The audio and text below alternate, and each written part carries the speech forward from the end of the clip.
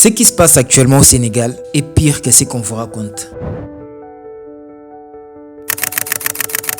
Les Sénégalais ne veulent plus d'hypocrisie diplomatique.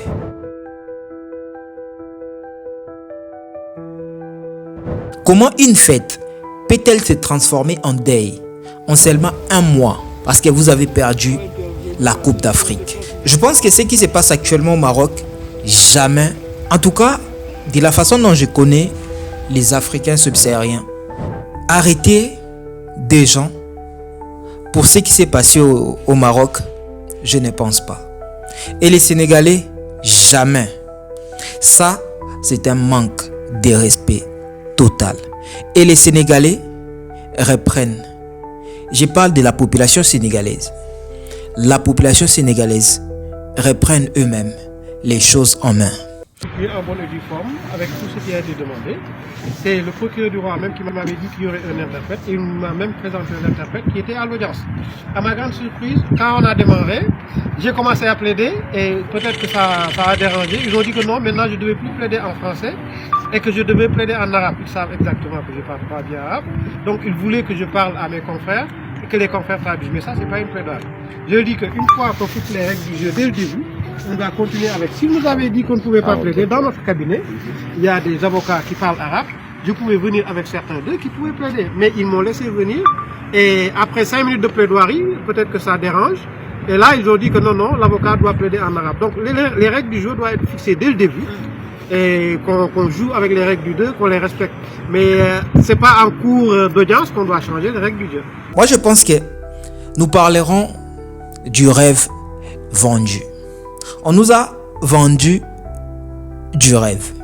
On nous a dit les Maroc et les Sénégal, c'est un seul peuple. On nous a dit que la CAN 2025 serait la fête du football africain. Après combien de temps nous sommes revenus? Je pense qu'en 2015, le Maroc devrait certainement accueillir encore la fête du football africain. Mais malheureusement, ils ont refusé à cause d'Ebola. Et aujourd'hui, qu'est-ce que nous sommes en train de voir? Mes amis, des vidéos que je vais vous montrer, soyez prêts, parce que ça va certainement vous briser. Retenez bien ces chiffres. 18 fils sénégalais qui ne sont pas rentrés à la maison. Ils sont partis supporter les Lions. Ils ont fini dans une cage.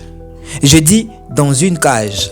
Et pendant que nos autorités dorment, pendant que la diplomatie joue au chat et à la souris, le peuple a décidé de se réveiller. Ce n'est plus du sport, c'est une guerre économique qui commence. Et personne n'en parle vraiment. Vous devez savoir que les Sénégalais n'achètent plus des produits marocains.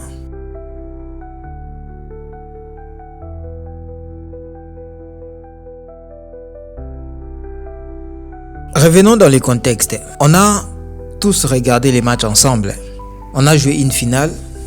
On a vu les terrains, on a vu la VAR, on a crié au vol. Ça, c'est le football. On a l'habitude de les voir partout, même au mondial ou partout, on les voit. Mais je voulais dire une chose. Quand l'arbitre siffle la fin, normalement, tu rentres chez toi. Sauf pour eux, malheureusement, 18 supporters ont été emprisonnés, jugés à la va-vite. Arrestation. J'ai essayé de rester forte. Mais hier, quand j'ai appris le verdict, j'ai craqué. Mon mari fait partie de ceux qui ont été condamnés à 1 an de prison. C'est très dur. Je ne sais pas comment je vais faire pour payer la scolarité des enfants ou la nourriture. Et face à ces mépris, les Sénégalais lambda ne veulent plus entendre parler de l'amitié diplomatique. Ils veulent taper là où ça fait mal. Très mal. Et aujourd'hui, on va analyser ce qui se passe réellement. Pas la version officielle des communiqués de presse. Non, on va parler de la rue. On va parler du boycott. La première question est que est-ce que le Sénégal peut vraiment faire plier le Maroc économiquement? Ou est-ce qu'on crie dans le désert? Préparez-vous parce que je vais vous montrer ce qui n'est pas normal. Prenons le temps de regarder cette image. Rabat, la fête. Et soudain, les chaos. On nous parle des dégradations, des bagarres, d'accord? Je veux bien écouter, mais là, je vois une justice qui choisit son camp. Quand les Marocains viennent à Dakar, comment il est traité ou comment ils sont traités? On lui donne les teranga. Même s'il fait une erreur, on discute, on arrange. C'est ça la famille. Je pense que là, vous êtes en train de comprendre. Mais là, c'est la prison ferme, immédiate. Vous allez écouter l'avocat des supporters sénégalais. Comment il a été humilié. Et là, nous parlons de la prison ferme pour les 18 supporters sénégalais. Je ne sais pas si on a condamné un Marocain. J'avais vu 18 Sénégalais et puis un Algérien. Immédiatement, sans discussion, on traite des supporters comme des criminels des grands chemins. Aïe aïe aïe, ça fait de la peine les frères. Je voulais pas en parler mais je suis obligé. Comme vous avez pu le voir, les supporters sénégalais ont pris entre 3 mois et 1 an de prison ferme. D'accord? Moi je suis pas choqué. Tu vas me dire pourquoi t'es pas choqué. Quand tu sais qu'auparavant, pendant le match Algérie-Congo, le match il était chaud, qu'un influenceur algérien il a juste snappé comme ça. Il a dit, les frères j'ai peur, je vais me pisser dessus. Une blague, ils l'ont mis en prison. Pourquoi? Parce que c'est un Algérien. Tu comprends vite comment certaines choses sont gérées. Je ne pense pas que s'il y avait ces genres d'émeutes ou encore des vols de serviettes ou encore des problèmes peut-être d'arbitrage, on n'allait pas peut-être assister à ces genres de... Comment dirais-je? Comment est-ce que je peux les renommer? Je ne sais pas. Peut-être on n'allait pas voir ces genres d'images. Je pense que vous avez compris ce que je veux dire. Quand tu invites ton frère à manger, même s'il casse un verre, tu ne l'envoies pas au cachot. Jamais. C'est cette humiliation qui ne passe pas. Ce n'est pas une question de vandalisme, c'est une question de respect. Les familles témoignent. Procès expéditif. Pas d'interprète correct. Dossier vide. C'est une prise d'otage déguisée en justice. Je ne sais pas parce que vous n'avez pas remporté la coupe que vous allez vous comporter comme ça, ou parce que vous voulez nous montrer que vous êtes au-dessus. Et c'est là que les bas blessent. Si c'était des supporters français, vous pensez qu'ils dormiraient en prison ce soir? Jamais. Jamais. Jamais. Les coups de fil seraient passés. L'avion serait prêt. Mais parce que c'est les Sénégalais, on se permet. Et ce qui est encore pire, on ne peut pas l'accepter. On ne peut pas l'accepter. Parce que quand je dis la France, l'Espagne, s'ils acceptent ça, c'est une humiliation. Et comment est-ce que les Sénégalais peuvent accepter ça? Je pense que c'est de l'humiliation. Et même moi, qui n'ai pas sénégalais, je ne peux pas autoriser cela. Nous sommes une famille. Vous allez me parler de la loi. Quelle loi? Nous avons assisté dans presque 6 ou 7 Coupes d'Afrique que nous avons vues. Il n'y a jamais eu des choses comme ça. Jamais. Alors que fait un peuple quand il se sent trahi et impuissant? Il arrête de discuter. Il ferme les robinets. Depuis quelques jours, c'est la panique sur les réseaux sociaux. Les mots d'ordre est clair. Boycott total. N'achète plus leurs produits. Videz vos comptes de leur banque. Coupez vos abonnements. Vous allez me dire, mais c'est extrême. C'est dangereux. Non. C'est le seul langage que le système comprend. C'est de l'économie pure. Et moi, je connais les Sénégalais. Quand ils disent, nous allons contribuer pour payer 200 millions de dollars. Ils ne vont pas attendre 10 ans. Ils vont commencer aujourd'hui. Ils vont les faire directement. Vous comprenez? S'il faut payer, ils vont les faire directement. Vous allez me dire, c'est extrême, c'est dangereux. Non, c'est le seul langage que le système comprend. C'est l'économie pure. Regardez ça. Vous savez, les Marocains sont bien au Sénégal. Ils n'ont pas de problème. On mange ensemble. On fait les carèmes ensemble. Il y a des banques marocaines au Sénégal. Il y a des assurances. Il y a des opérateurs qui gèrent tout là-bas. C'est souvent lié à des capitaux marocains. Les légumes dans vos assiettes. Importés. C'est une réussite. Machallah. On applaudit. Pendant que nos frères sont restés emprisonnés. Mais j'aimerais certainement avoir les avis des Marocains en disant « Ah non, nous ne pouvons pas autoriser cela ». Et c'est là qu'on voit l'amitié.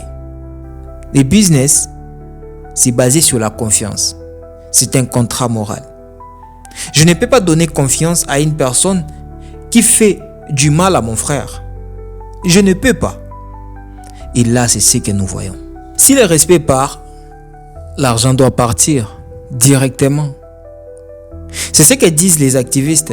Ils ne demandent pas la charité. Ils disent simplement, vous ne pouvez pas emprisonner nos enfants et encaisser notre argent en même temps. Ce n'est pas du vaudou. Si demain 100 000 Sénégalais retirent leur argent des banques filiales marocaines, le système tremble.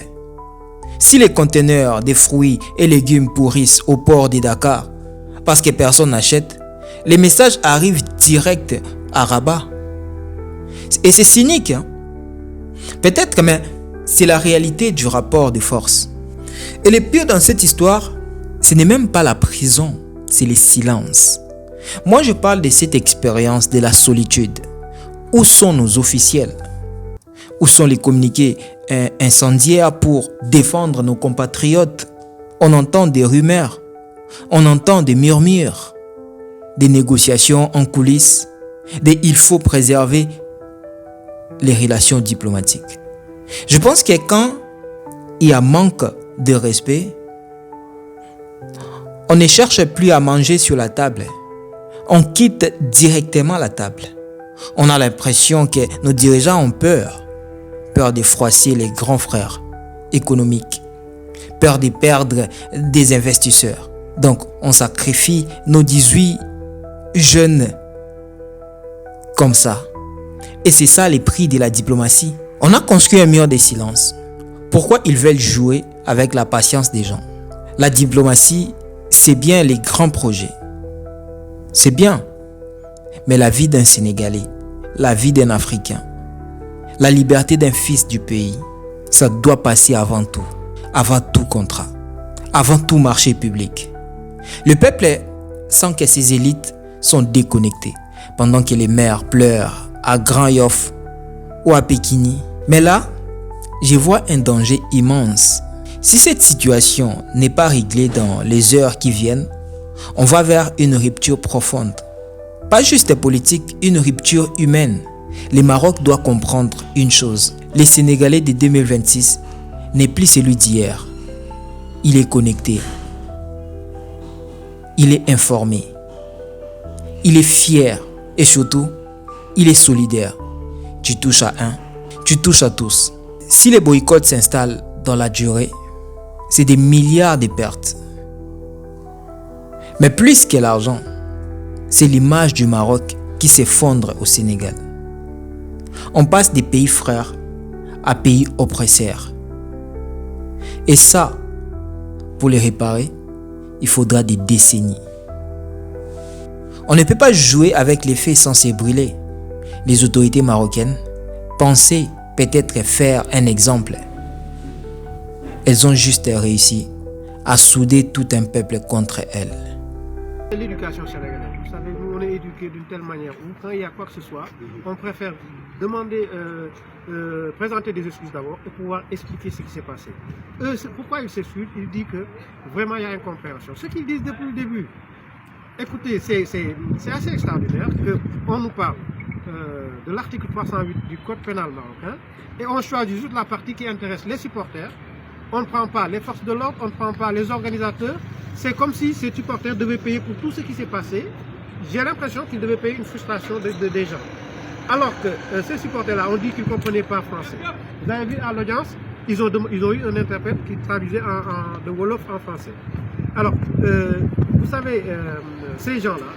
C'était le vice-consul, c'est ça? C'était le vice-consul du Sénégal. Imaginez-vous, hein, alors qu'ils savaient exactement que ces gens-là ne parlent pas bien français, c'est à l'audience que le vice-consul du Sénégal a été obligé de se positionner en traducteur.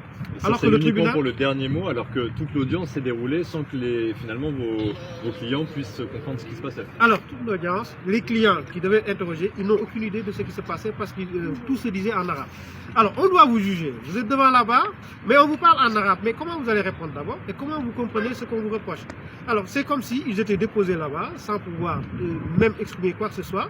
Et l'avocat que je suis, si je ne comprenais pas un peu d'arabe, mais comment j'allais faire avec les autres? C'est parce que je comprends un peu l'arabe, c'est pourquoi j'ai pu comprendre et ne pas aller avec un interprète et pouvoir plaider. Mais ça, vous savez, les règles d'un procès équitable, ça ne coïncide pas, ça ne colle pas avec ce qu'on a vécu aujourd'hui. Mais toutefois, vous savez, nous, on a introduit une procédure à Genève et à Bruxelles pour les supporters sénégalais. Parce que leurs droits n'ont pas été respectés.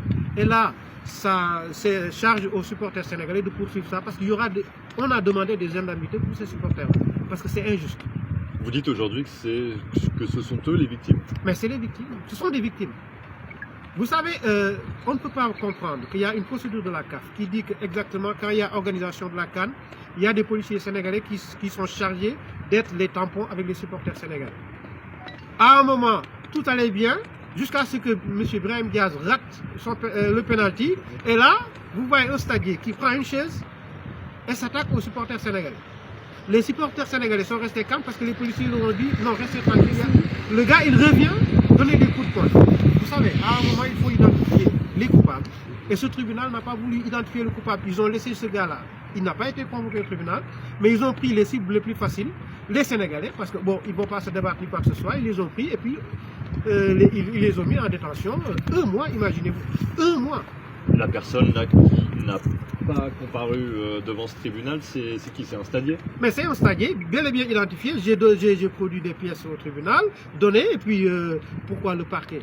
Cette difficulté d'aller identifier les Sénégalais, alors que celui-là, les images sont claires, il pouvait prendre cette personne-là et puis l'amener ici à la barre. Dans le protocole de la CAF, je rappelle, ça ne permet pas. Le protocole de la CAF ne permet pas à un stadier de donner des coups de poing.